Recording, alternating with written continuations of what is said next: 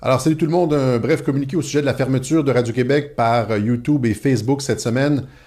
Donc, par la présente, moi, Alexis Cossette-Trudel, déclare que mes comptes personnels et professionnels du réseau social Facebook et celui de ma chaîne Radio-Québec sur le média en ligne YouTube ont été fermés dans l'espace d'une semaine, et ce, sous de faux prétextes.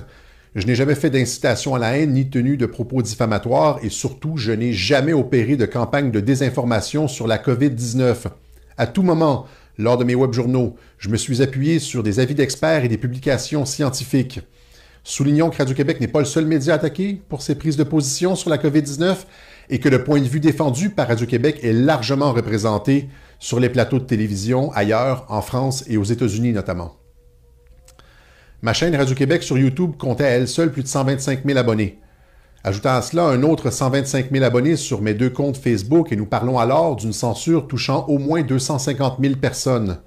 De plus, durant cette même période, lors du point de presse gouvernemental du 7 octobre 2020, le premier ministre du Québec, M. François Legault, a affirmé que je niais l'existence du virus de la COVID-19 suite à la question d'une journaliste de la CBC, ce qui est faux, puisque je n'ai jamais tenu de tels propos, ni en public, ni en privé. Les propos que le premier ministre Legault a tenus à mon égard lors de son point de presse du 7 octobre étaient donc diffamatoires et constituaient une atteinte à ma réputation.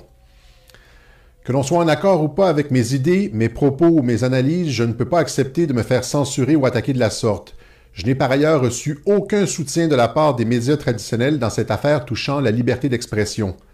Cette atteinte à ma liberté d'expression est extrêmement grave dans une démocratie comme le Canada.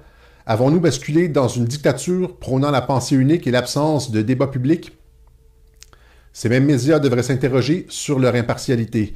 Malgré la censure injustifiée dont j'ai fait l'objet de la part de Facebook et YouTube, je continuerai de communiquer mes analyses et mes points de vue au grand public. À cet effet, j'invite la population à me rejoindre sur les réseaux Twitter, Vimeo surtout, et aussi VK.